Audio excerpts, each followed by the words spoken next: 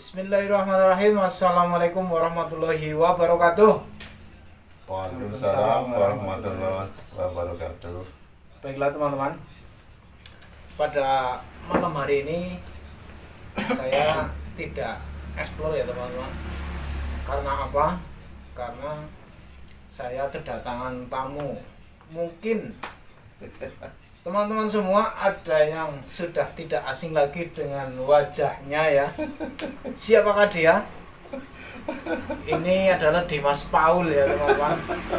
Mungkin 1 tahun yang lalu panjenengan ingat ya, yang namanya Dimas Paul. Waktu itu Dimas Paul kehidupannya mencari burung di hutan. Pas kami lagi explore bertemu dengan Dimas Paul, dan Dimas Paul itu mempunyai kakak ya, namanya Dimas. Siapa namanya Dimas, cuman itu semuanya depannya Dimas, dan memiliki kakak yang dulu itu kakaknya ini bersekutu dengan Bergolo Ireng ya. Pada waktu itu Bergolo Ireng menjanjikan sesuatu kekayaan, yaitu dengan menggandakan uang ya teman-teman. Jadi kakaknya Dimas itu bersekutu dengan iblis ya teman-teman, dan waktu itu pada saat akan kami tobatkan tidak mau bertobat dan ternyata mengakhiri hidupnya ya teman. Mungkin kalau yang nyimak dulu videonya ada ya, Dimas Paul sempat nangis ya karena ditinggal oleh kakaknya, dan kami turut prihatin dan turut berduka cita ya atas kepergiannya kakaknya Dimas Paul ya teman-teman. Dan sekarang Dimas Paul ini silaturahmi ke rumah saya ini, jadi saya videokan ya untuk mengingat teman-teman semua. Inilah wajah Mas Paul ya, dikenal dengan Mas Paul waktu itu.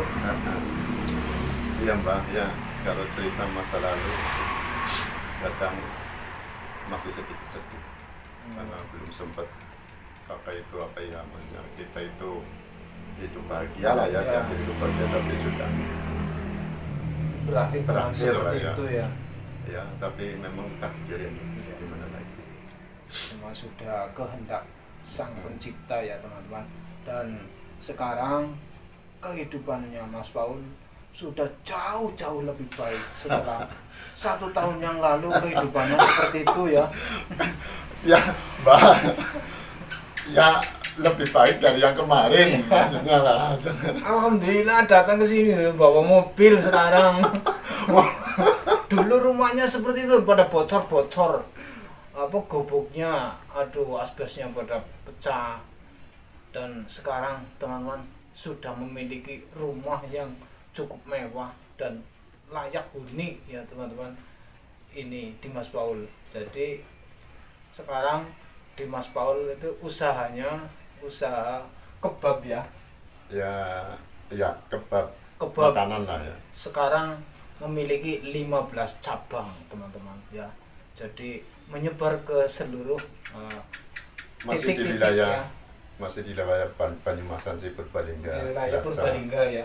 Purwokerto. Jadi mungkin ada orang Cilacap, Banyumas, Purbalingga yang kebabnya namanya apa? Kebab Danil. Kebab Danil ya teman-teman.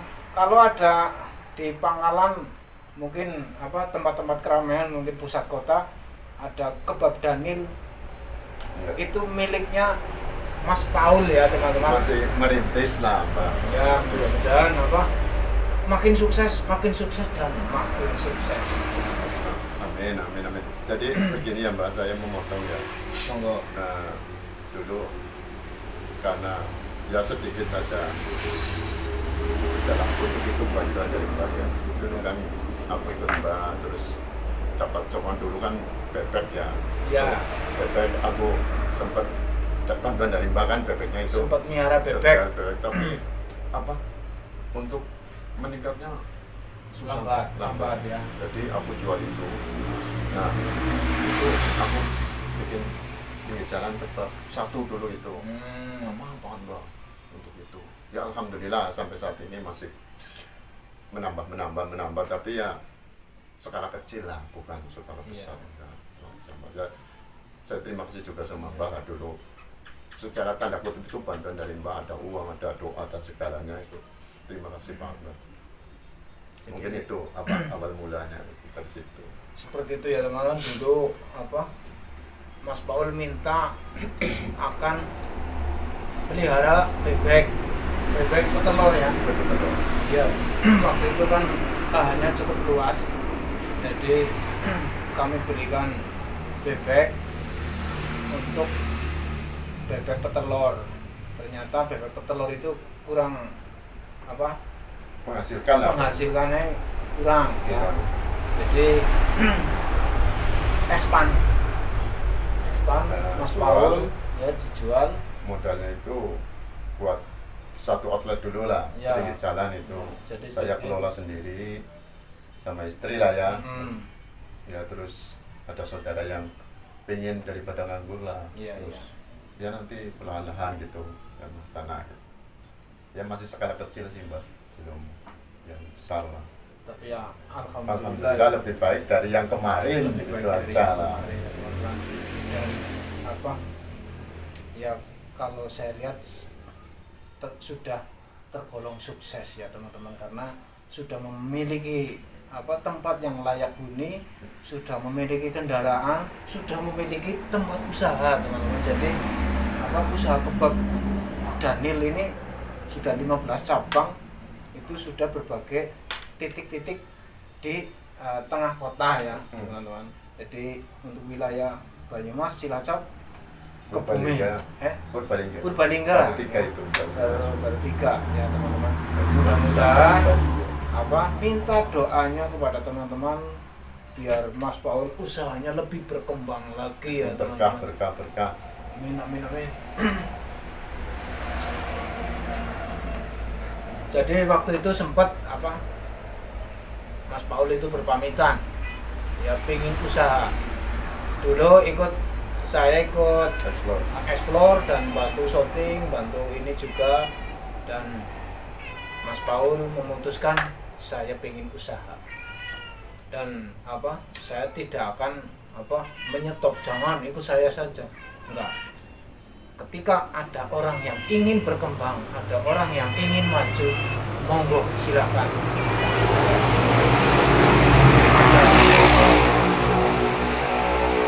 Pemikiran-pemikiran yang brilian, silakan kembangkan kalau memang itu mampu.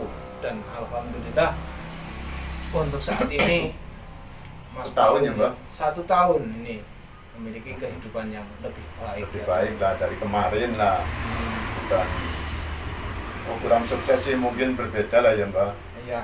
Cuma itu relatif ya. Cuma agak mendingan lah. Dulu kan kelihatannya untuk kebutuhan sehari-hari aja. Iya. Pusingnya kayak apa ya. Kalau nyari burung semalam kadang nggak dapat, kadang dapat 1-2 dijual paling 30.000.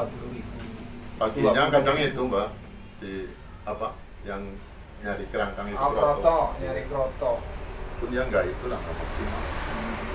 Susah nyari itu barangnya yang susah.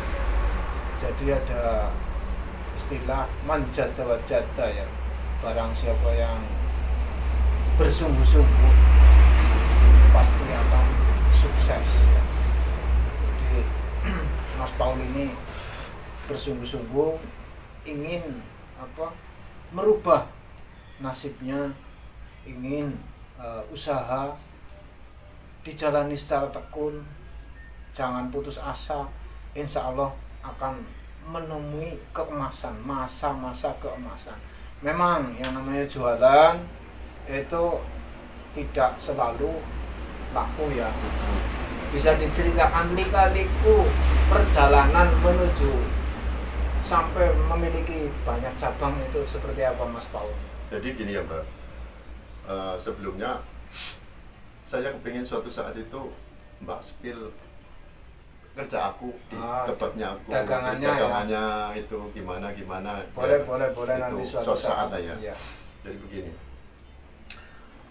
hari itu aku jual bebek ya semuanya, dapat sekitar, kan dulu ada 100-an lah, 100 bebek kan, dalam arti dulu belinya kan 75-an, 7.500.000 ya. Iya. Nah, itu aku jual murah lah, sekitar 5 jutaan aku dapat, jual murah yang penting aku buat modal. Nah itu aku buat gerobak itu sekitar 3 jutaan. Nah, Masih ada sisa sekitar 2 jutaan 2 lah. jutaan lah ya. Nah 2 juta itu saya beli. Awal-awal 1 bulan lebih itu penjualan Bang. Satu hari itu dapat 10 pelanggan aja ya. Itu susahnya minta ampun. Nah aku tuh kadang gini, kan sekarang lagi marak solawatan Bang. Oh iya. Ya kan? Nah jadi itu siang paginya itu aku sama istri jualan. Kalau nggak habis aku bawa itu ke solawatan, ke tempat-tempat solawatan kan aku asong Bang, pakai asongan dulu. Di asong itu ke solawatan. Berarti di tengah-tengah lapangan Iya. Ya, di tengah keramaian. Di tempat keramaian itu saya asongkan. Alhamdulillah laku. Nah itu terus kayak gitulah pokoknya siang aku jual di lapak. Kalau nggak habis malamnya aku jual di solawatan, di keramaian lah, kalau ada acara pengajian, ada acara keramaian itu aku jual ke sana. Alhamdulillah ya peningkatannya signifikan banget. Nah terus ada kita kumpul ini, kita kumpul ada itu apa, ada modal lah, modal lagi. Nah itu ponakan apa minta om aku ikut jualan lah. Ya boleh, kamu kesini dulu, aku lagi bantuin dulu 1 bulan udah paham, udah tahu lah, paham dari lika-likunya itu. Terus aku buka, ya cari tempat mana dibukakan, nanti aku bikin gerobak lagi ya. Dibukakan itu mungkin bulan ke-4, bulan ke-4-nya baru aku buka baru. Setelah 4 bulan itu apa menjalani usahanya itu ponakan minta begini. Dia kan tahunya saya bikin sampai 50 habis 50, padahal itu paginya aku jual di lapak, malamnya itu aku asong di solawatan itu akhirnya habis ya lumayan lah. Dalam arti aku jual murah sih, paling enggak harga 10.000 lah kan, 10.000 kan, kalau habis 50 kan ya kotor 500 ya. Itu kan kotor lah ya. Iya. Itu buat modal ini itu kan gitu lah, itu kumpul lah. Itu aku bikin lagi ponakan 1, terus saudara ada lagi, terus berapa bulan lihat itu bikin lagi, bikin. Nah dari itulah aku ya monggo, yang penting kamu kesini dulu, diajari dulu ke lapak yang utama aku, mana pinggir jalan aku yang utama itu. 1 bulan udah, terus aku kan lihat dulu Mbak, jadi orang ini benar-benar memang niat atau cuma daripada nganggur gitu ya, kan. ya. Kan beda, ada yang niat memang membutuhkan uang sama daripada nganggur kan beda. Apa cara nilai jualnya, apa passionnya lah bahasanya, itu keinginannya itu berbeda. Jadi kalau udah sebulan di situ udah oke, bukain lagi sana, kamu cari tempat. Kalau masalah tempat, sewa tempat itu kamu maksudnya milih tempat di mana, ada biaya listrik atau apa, itu terserah kamu, apa parkiran apa itu terserah kamu. Yang penting aku gerobak dari aku, nanti bahan-bahan semuanya dari aku semuanya gitu, dia tinggal ngelola aja. Nah ya alhamdulillah lah, terus saudara lagi, terus teman ada itu apa buka lagi. Untuk saat ini sih aku nggak bikin kayak di TikTok, kayak di Facebook, enggak. Aku memang apa caranya offline saja, terus memang kayak gitu. Pokoknya bikin lagi ya sedikit-sedikit kan. Kalau kita bahasanya itu, kita kan enggak, bukan aku bayar karyawan Mbak, tapi sistem kayak omset penjualan ya, terus aku dapat segini kan jadi dia ngotot kalau dapat banyak ya Iya. dia untung. Jadi ada motivasi ya. ada motivasi. Dapat penjualan banyak, dapat duitnya banyak. Jadi kita itu sama-sama untung, sama-sama motivasinya berbeda. Kalau kita karyawan kan saya jual Benar. ini dapat dari segini enak-enak. Dan bukan sistem kemitraan. Kemitraan. Ya. Penting bukan dari saya, Pak, dari saya semuanya. Seperti itu. Sampai hari inilah kayak gitu. Tadi. Seperti ini Mas Paul, jadi apa? Kira-kira ya untuk apa standar rata-rata penjualan kebab perharinya itu berapa porsi? Kalau satu grup, satu ya, satu gerobak ya itu gerobak. Kalau yang udah lama ya dalam arti 30 ke atas lah. 30 ke atas. Ya. Itu kalau yang udah lama. Itu ya standarnya dia enggak itu sih. Terserah dia itu kalau malam itu mau ikut aku Selawatan ya monggo. Cara pengajian apa, ya. Itu ya monggo kan kita ya habis telepon ini kebab bahan udah diambil semuanya saya kirim ini gitu. Terserah dia mau seminggu dikirim apa 3 hari apa berapa kan nggak tiap hari, kadang lakunya saya kasih 200 hani berarti 200 apa seminggu apa berapa kan ketahuan. Untuk bahan bakunya sekarang bikin sendiri apa masih apa mungkin ngambil dari orang lain? Kalau itu aku masih ngambil dari orang lain dulu. Apa? Repot Ya. masih repot.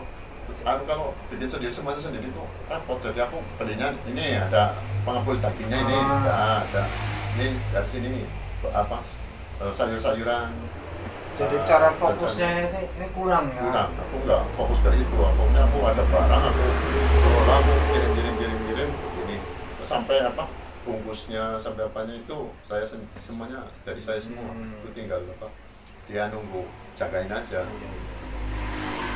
Cuma ya memang kayak kalau kita sistem kayak gitu kan untuk untung memang sedikit, tapi kalau banyak ya Iya. alhamdulillah gitu aja. Maksudnya kalau ada contoh satu hari dari outlet kamu saya dapat 50.000, tapi kalau 10 outlet berarti kan 500.000 dari itu. Aku nggak mau untuk banyak-banyak, yang penting banyak tempatnya. 15 outlet berarti 750.000 pendapatan bersih perharinya, teman-teman ya. Jadi terkadang seperti ini teman-teman, apa kita memandangnya pada saat orang itu sukses, tapi nggak memandang prosesnya dari awal ya, panas perieh ya, panas perieh apa jatuh bangunnya pada proses perjalanan menuju kesuksesan. Terkadang manusia yang lihatnya yang ini udah sukses, jualan apa sih itu, jualan ini, wah ikut-ikutan, tapi tidak punya skill, percuma. Seperti itu ya teman-teman. Dan rencana berarti mau nambah terus ya? Ya itu tergantung kita itu kemampuan kita juga sama istri ya, maksudnya repot banget apa enggak gitu kan, kita nganternya masih sendiri semua sih. Jadi nih ada pesanan nih WA, om aku order aku hari ini kirim segini, hari ini segini kan aku istri tetapnya nunggu di itu apa lapaknya aku, terus aku yang keliling sana sini aku belum ngambil orang yang buat bantuin yang itu. Belum, nanti lah mungkin. Cukup sibuk juga ya, dari 15 outlet nganterin satu persatu kan. Makanya apa baru kesini nih berarti 1 tahun ya, 1 tahun aja kurang lebihnya ya, itu 1 tahun ini silaturahmi ke rumah saya, dan alhamdulillah kabar baik lah ya. Kabar baik, saya turut apa ya bangga. Jangan sampai kalau orang silaturahmi itu bercerita tentang penderitaan, minta bantuan, minta sokongan dana. Ya kalau memang orang itu memang bersikeras niat untuk usaha, ya nggak apa-apa. Cuma kan kadang suka memanfaatkan gini, bahwa saya pengen usaha ini sudah dikasih terus tahu-tahu habis. Habis modalnya, barangnya habis. Barang habis, modal habis ya. Terus kesini lagi, usahamu gimana? Kaces. Itu sebenarnya apa? Tergantung dari manusia itu sendiri ya teman-teman. Jadi keuletannya, ketelatenannya. Yang namanya jualan itu hukum jualan. Kalau nggak untung itu rugi. Tapi kalau pas rugi terus ditinggalkan, ya nanti nggak dapat keuntungan. Seperti itu teman-teman ya. Apa? Hari ini cuma laku 2 biji, besok udah males nggak buka lapak lagi. Katanya nggak laku. Alah, itu udah ngalamat orang itu mau bangkrut. Tekuni Pak, tekuni ya. Ya mungkin keuntungan dari mitra aku kan gini mbak, dia nggak nanggung resiko kan karena aku yang modal semuanya dari bahan dari benar, itu kan benar. cuma dia itu laku penjualan berapa gitu aja. Yang penting ini bahan 5.000, silakan dijual berapa. Nah, ya cuma aku patok harga. Ada Tapi standar ya, harganya. Ini kebab yang ini segini, terus ada yang 10.000, 15.000, ada yang 20.000 kan beda-beda itu tergantung toppingnya. Berarti sudah sistematis teman-teman ya. Apa ilmu ekonominya sudah canggih ini Mas Paul ya. Sudah memanage sedemikian rupa agar si pemasok sebagai produsen tidak rugi dan sebagai yang penjual itu juga tidak rugi ya. Lah. Kadang kan ya penjual kalau gini ya, awal-awal aku buka yang itu yang awal kan sekarang kita laku 10 itu berapa ya kan dari modal dari tenaga itu kan kalau yang baru kan mungkin nggak kuat tapi kan kalau dimodali dari aku semuanya kan dia nggak modality gitu. Yang penting laku saja. Yang penting berangkat terus ditekuni ya, dijalani. Jadi ada kalau istilah biologi ini simbiosis mutualisme. Kerjasama saling menguntungkan. Ya. Ada simbiosis parasitisme. Itu ya kutu-kutu. Itu ya pitus-pitus gitu. Iya. Jangan jadi parasit ya. Tapi simbiosis mutualisme ya, kerjasama saling menguntungkan. Itu hukum ekonomi ya. Untuk Mas Paul ini insya Allah berarti sudah menguasainya karena sudah sampai ya masih itu mbak masih 15 lapak. Itu masih belajar lah belum seperti yang sudah yang lain-lain kan. Kalau kita melihat yang orang sukses kan kompetitor juga ada banyak ya maksudnya, tapi nggak masalah kan, yang penting kan rasa ya, kita kan rasanya ya. Orang itu tahu kompetitor tetap banyak, satu tempat kadang berapa meter sudah ada kebab yang lain, kebab yang lain, tapi ya, kita tidak masalah. Perlu kita ketahui ya, setiap usaha pasti ada kompetitornya. Mau jualan bakso sudah banyak yang jualan bakso, mau jualan cilok sudah banyak yang jualan cilok. Berarti yang harus kita tanamkan yaitu kualitas ya, kualitas pelayanan, pengemasan.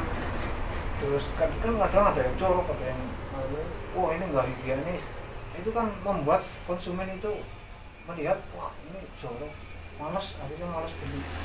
Itu jadi harus ditingkatkan segi-segi itunya ditingkatkan ya. Terus yang motivasi itu gini mbak, jadi aku kan kadang lihat di platform TikTok, snack video kan bahwa rezekimu adalah dari Allah, bukan dari banyak kerja kita, tapi semuanya kan dari Allah ya. Terus larisnya jualanmu tidak mengurangi rezekinya orang itu, dan larisnya orang itu tidak mengurangi rezekinya kita ya. Kompetitornya itu laris tidak mengurangi rezekinya kita. Benar. Jadi itu yang akhirnya aku santai, maksudnya enggak gembrungsung. Oh dia laris, aku harus ngejar ini itu nggak ada istilah iri dengki ya. Iri dengki itu dihilangkan kalau usaha ya teman-teman, karena rezeki dari Allah Subhanahu Wa Taala itu tidak mungkin tertukar ya. tertukar. Ya, orang mungkin rezekiku ketukar nggo si A. Kalau memang itu rezeki untukku, berarti ya itu memang untukku. Seperti itu ya teman-teman. Jadi kalau melihat ada rekan bisnis yang lagi maju ini, nggak usah sentimen, nggak usah sirik. Kita tetap berusaha, tingkatkan kualitasnya ya. Iya. Kuantitasnya. Terus ya pokoknya ilmu-ilmu yang jualan ilmu ekonominya dipertimbangkan dari segi mungkin kalau makanan berarti kebersihan. Pelayanan, terus rasa teman-teman ya. Ya mungkin barangkali kelemahan ya kan ada kelebihan dan kekurangan. Kelemahan mungkin kalau di kebab itu kan kita sistemnya orang pesan kita bikin. Jadi mengurangi dari efek maksudnya kerugian. Kita bahan tetap lah ya ada. Terus kalau ada pesan harus kita bikin. Kita tidak menumpuk kebab itu kayak orang jualan gorengan pinggir jalan kan, kita udah numpuk banyak banget ya. Orang kita enggak, maksudnya kita ada orang datang kita bikin, jadi kan fresh baru semuanya gitu kan. Ya seperti itu, paling cuma aku kurang seneng depo-depo itu ya. Kenapa? Ya pertama nggak ada yang nganter, itu kekurangan aku memang masih itu mas kirim cuma di luar kita ninggalin outlet kita rapat ya, kita keluar cuma 2 ya, saat ini sih belum lah ya. Berarti mungkin itu bisa bekerja sama dengan ojol, grab gitu ya. Itu bisa bekerja sama, buka aplikasi ojol. Jadi nanti ketika ada DO itu nanti pihak grab yang itu ya itu mungkin juga bisa ya, dengan disiasati dengan seperti itu. Oh ya, ini Mas Paul,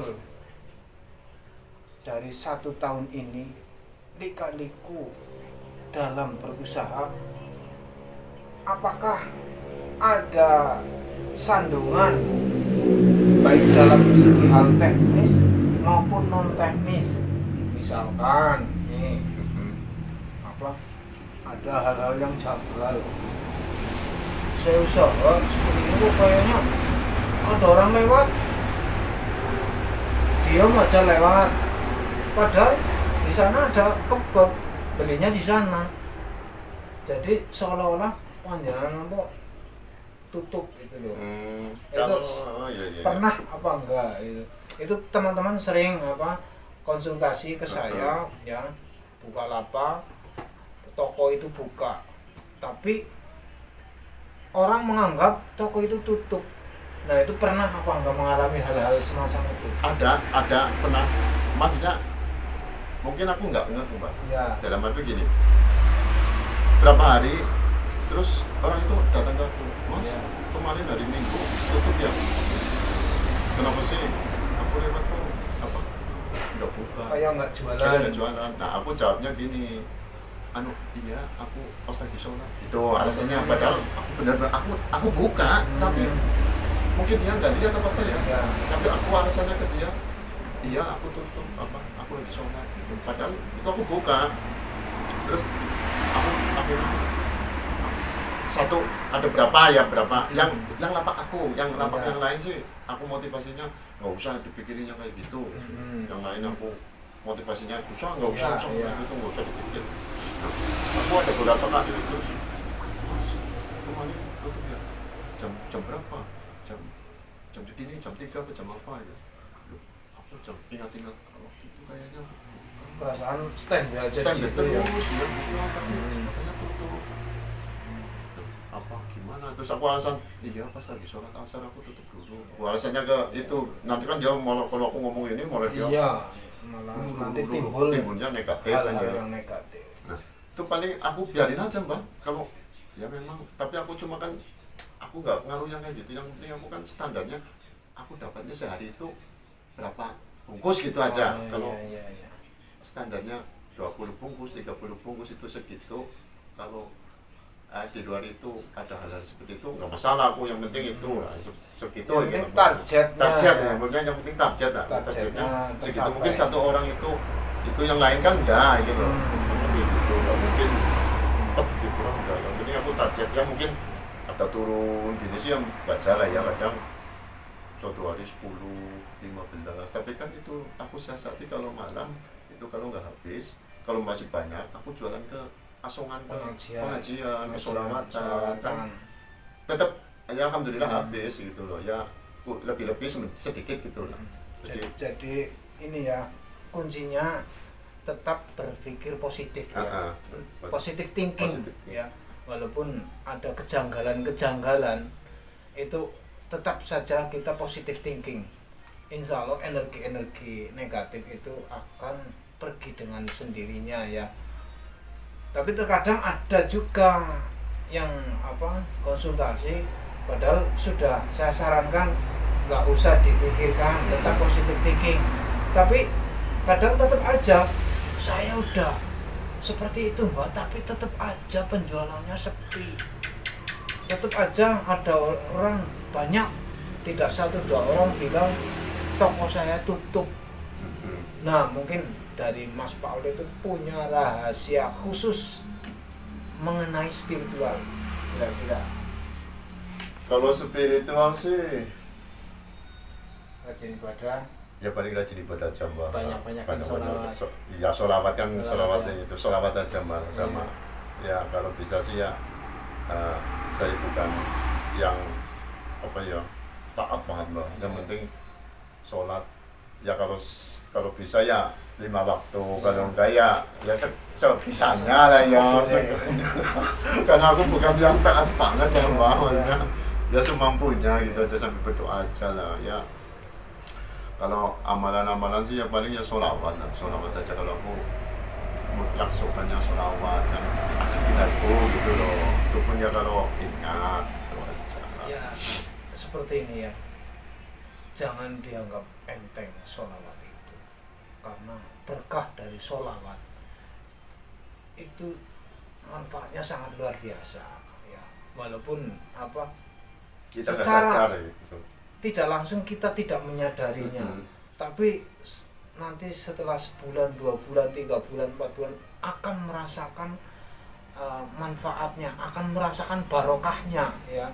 Jadi dari ya kita ibadah tetap banyak-banyak bersolawat ya. Karena sholawat itu jelas itu syafaat dari Rasulullah, dan itu sudah jadi Allah juga. Innallaha wa malaikatahu yusholluna 'alan nabi. Sesungguhnya Allah dan malaikat juga bersolawat terhadap Nabi. Masa kita yang insan biasa tidak? Makanya berkah dari sholawat itu luar biasa teman-teman ya. Jadi jangan berpikir hal-hal yang negatif itu ya, terus banyak-banyaklah bersolawat. Insya Allah dalam kehidupan kita itu akan membawa keberkahan ya. Jadi usaha itu hanya lantaran saja untuk Allah memberikan rezekinya. Jadi usaha boleh, apa saja boleh. Yang penting positive thinking, ditekuni, dijalani prosesnya. Masalah laku dan tidak itu sudah diatur oleh Allah. Tapi suatu saat pasti akan menemui masa-masa keemasan ya teman-teman. Saya juga ini pengalaman pribadi saya. Janganlah putus asa ya dalam menjalani kehidupan, terutama di bidang usaha. Orang kalau putus asa ya sudah putus itu. Usahanya udah putus, itu sudah dijamin rungkai ya. Tapi tetap saja jalani istiqomah dan dari nilai spiritualnya banyak-banyaklah beribadah dan bersolawat. Kan kayak gini Mbak, saya potong ya. Jadi ya kalau aku pribadi kan manusia selayaknya lah Mbak. Jadi gini, kalau apa sholat ya semampunya. Kalau untuk dikir ya kadang kan kita kerja nggak terburu-buru lah hatinya lah gitu ya, terus mau sedekah kadang eman-eman ya. Iya kan ya, maksudnya aku normal lah maksudnya. Mau sedekah kadang eman-eman gitu ya.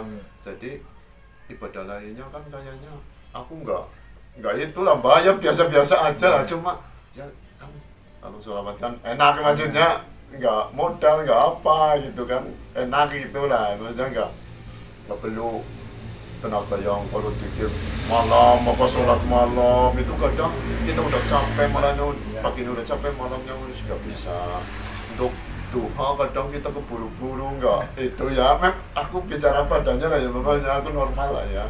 Jadi ya paling sholawat yang di apa pakai apa bisa ya, lagi ini di hati teringat, kalau lagi nggak ingat ya gitu aja lah, normal aja paling sholawat Mbak.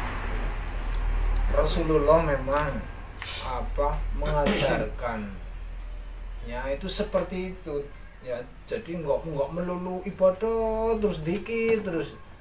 Rasulullah itu kurang suka ya. Rasulullah kurang suka. Kalau makanya orang-orang sufi itu sebenarnya kayak Rasulullah kurang suka. Tapi yang lebih disukai oleh Rasulullah adalah orang-orang yang menjalani syariatnya, menjalani kehidupan sebagaimana mestinya ya. Doa ya, ikhtiar, tetap doa dan ikhtiar itu jadi harus ada usahanya ya, harus ada doanya gitu. Jadi sinergi ya teman-teman, balance, ada keseimbangan, karena kita masih hidup di dunia yang masih butuh makan, masih butuh kebutuhan lain gitu. Jadi nggak melulu harus ibadah, nggak melulu harus semampunya lah ya semampunya, karena Islam itu tidak memaksakan. Semampunya orang itu beribadah ya kalau memang yang nggak kejar mau gimana lagi. Iya, mau duha orang dari jam 6 pagi aku udah potong pagi cari barang itu ya nggak kesampean, malamnya udah capek, mau tahajud gimana, mau tidurnya itu jam 1. Iya. Kan kadang kayak gitu, jadi ya seadanya aja lah. Itu sangat masuk di akal ya teman-teman, sebagai manusia biasa itu wajar lah seperti itu ya teman-teman. Jadi ya intinya ya berdoa dan ikhtiar, berdoa dan berusaha ya teman-teman. Baik, mungkin nanti ngobrol-ngobrolnya di belakang layar ini sekilas saja ya teman-teman. Tapi itu Mbak, suatu saat skill untuk kerjaku. Siap, nanti suatu saat kita tengok sekalian promosi ya. Kita tengok penjualan kebabnya Mas Paul ya teman-teman. Oke, cukup? Ya, cukup. Baik, terima kasih teman-teman. Ambil sisi manfaatnya, buang sisi negatifnya ya teman-teman. Mudah-mudahan ini menjadikan pelajaran bagi kita semua. Kalau memang itu ada nilai pelajarannya, kalau tidak buang saja ya. Terima kasih. Wassalamualaikum warahmatullahi wabarakatuh.